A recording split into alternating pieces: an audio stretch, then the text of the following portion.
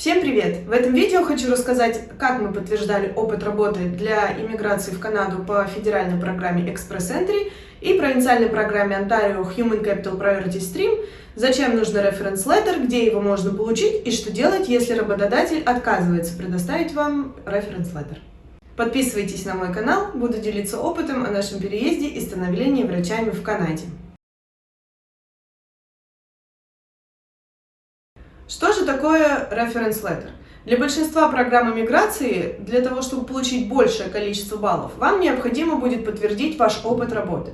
И так как трудовая книжка в Канаде не имеет никакой силы, вам необходимо будет получить reference letter.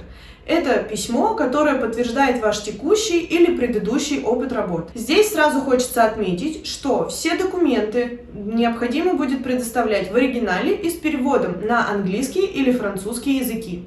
Также для провинции Онтарио на момент нашей подачи было правило, необходимо нотариально заверить все переводы. Ссылки на требования к переводам для Express Entry и Ontario Human Capital Priority Stream я оставлю в описании. Пожалуйста, проверяйте требования к переводам перед подачей документов, они могут меняться. Где же взять reference letter? Основное место, где можно добыть reference letter, это отдел кадров или HR. Если вы находитесь вне страны своей текущей или предыдущей работы, вы можете написать им письмо с просьбой предоставить вам reference letter за тот период времени, когда вы работали в той компании или в больнице. Также вы можете попросить своего менеджера или заведующего отделением обратиться в отдел кадров с просьбой предоставить это письмо, либо объяснить ему ситуацию и попросить его самого подписать вам это письмо. У reference letter нет срока действия, но если вы уволились с работы, желательно, чтобы reference letter было датировано датой после вашего увольнения. А если вы все еще работаете в компании или в больнице, конечно, желательно взять reference letter как можно ближе к дате подачи ваших документов.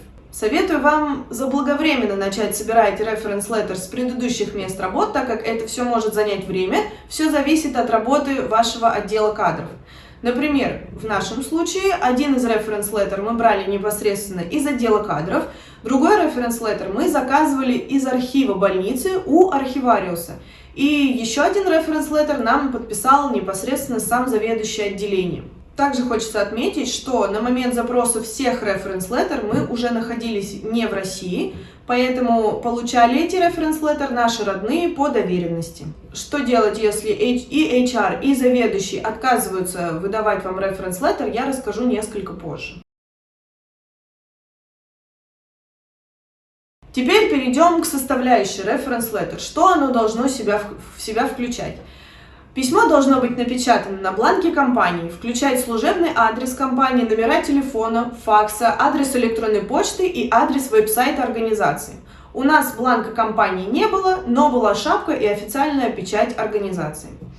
Также письмо должно включать имя или имена должности, ответственного должностного лица или руководителя и их подписи. В нем должны быть написаны период работы и название занимаемой должности, описаны ваши обязанности по каждой должности и время работы на каждой должности, даже если несколько должностей было внутри одной компании. Здесь для того, чтобы вам было проще, нужно найти свой НОК. Это код национальной профессиональной классификации. И посмотреть, что входит в обязанности работника по данной занимаемой должности. Обязанности, которые вы указываете в своем reference letter, должны совпадать хотя бы приблизительно с теми обязанностями, которые указаны на официальном сайте IRCC под номером вашего НОК. Ссылку на поиск своего НОК я оставлю в описании. Как видите, здесь расписаны обязанности по профессиям, и можно легко сверить ваши обязанности на работе и то, что ждет работодатель Канады. Если вы нашли свой НОК и ваши обязанности не совпадают с теми, которые будут прописаны на официальном сайте, возможно, есть смысл поменять ваш НОК, который будет больше подходить по вашим обязанностям.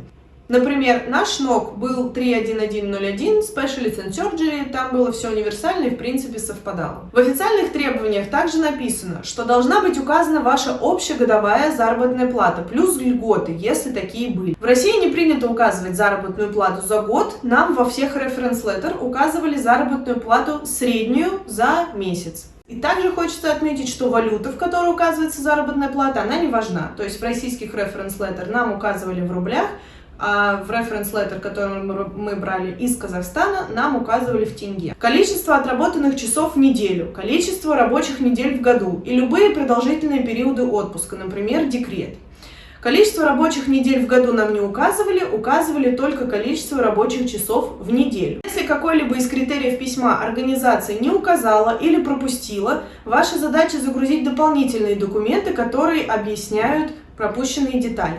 Например, в reference letter одной из больниц нам не указали заработную плату, поэтому мы загружали еще форму 2 НДФЛ за весь период работы в этой больнице как подтверждение получения заработной платы. В дополнение к рекомендательным письмам вы также можете загрузить подтверждающие документы, описывающие ваши обязанности и ответственность по каждой занимаемой должности, должностные инструкции, если вы считаете, что эти документы помогут внести дополнительные разъяснения по вашему кейсу. И еще имейте в виду, что при загрузке файлов в систему Express Entry действует ограничение 4 мегабайта на один файл. Это все пункты, которые необходимы для подтверждения опыта работы для Express Entry. Для провинции Онтарио, помимо всех этих пунктов, для подтверждения опыта работы также будет необходимо предоставить Proof of Compensation. Это документы для подтверждения получения заработной платы за любой опыт работы, иностранный или канадский, который вы указали в своем заявлении. Что же входит в Proof of Compensation? Платежные ведомости за весь период, платежные чеки, банковские выписки с указанием суммы заработной платы за первый и последний месяц каждого периода трудового стажа. У нас не получилось прикрепить 2 НДФЛ за весь период работы в одной из больниц, поэтому мы прикрепили выписку из банка с первой зарплатой. Документы по налогу на прибыль. Мы постарались прикрепить 2 НДФЛ каждому из reference letter за весь период работы, указанный в письме. Если вы не можете взять банковские выписки или 2 НДФЛ, может подойти письмо или письма от работодателей или сотрудников фирмы, которые подтвердят ваш годовой оклад либо почасовую оплату. В этих письмах также должно быть объяснено, почему документация, подтверждающая компенсацию за выполненную работу, вам недоступна. Если ваша профессия требует лицензии на работу, то есть она относится к профессии из Regulated Occupation, нужно будет загрузить эту лицензию. Мы загружали 2 лицензии. Лицензию из России и лицензию из Казахстана, так как уже успели ее получить. Также можно будет прикрепить трудовой договор, если вы считаете нужным, и любые другие документы, которые относятся к вашему периоду работы в определенной компании. Теперь, друзья, что же делать, если вам отказываются предоставлять reference letter? Конечно, здесь ситуация неоднозначная. Могу вам посоветовать сразу проконсультироваться с иммиграционным консультантом, чтобы избежать каких-либо проблем и отказов по этой причине. Потому что это довольно рискованный шаг. Ваш иммиграционный офицер будет полностью самостоятельно решать, принимать или не принимать документы, которые вы высылаете на замену reference letter. В этом случае необходимо будет прикрепить все имеющиеся ваши документы для того, чтобы у офицера сложилась полная картина о том, что вы работали в этой компании. Сразу необходимо будет прикрепить letter of explanation, то есть личное письмо с объяснениями о том, что ваша компания отказывается предоставить вам reference letter.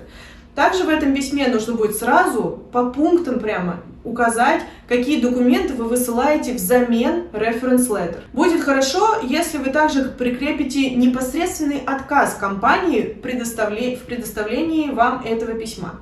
Например, email от компании, где будет четко прописан отказ в предоставлении вам reference letter. Также можно прикрепить трудовой договор, должностную инструкцию, трудовую книжку и заявление об увольнении из компании, если вы уже там не работаете. Платежные квитанции, налоговые формы, 2 НДФЛ, выписки с банковского счета с заработной платой от компании. Не надо недооценивать здесь личные письма бывших коллег, где упоминаетесь вы и ваша совместная работа с коллегами на протяжении какого-либо времени в одной компании. Истории в СМИ о компании, в которых упоминается ваше имя, что может показать, что в общественном поле вас и эту компанию что-то связывает. Еще раз хочется отметить, что все документы необходимо предоставлять в оригинале с переводом на английский и французский язык. Пожалуйста, внимательно изучайте требования к переводам. Ссылки на требования к переводам я оставлю в описании. А вот пример reference letter, который я совсем недавно взяла со своей последней работы. Как вы видите, здесь полностью написано название организации на казахском языке, на русском языке. Также стоит печать этой организации. У клиники, где я работала, не было официального сайта, но я максимально все ссылки, которые были, прикрепила.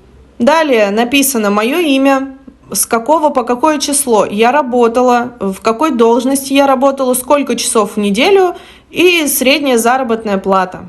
Следующим пунктом прописаны обязанности, которые я выполняла на работе, и также стоит дата и подпись директора клиники.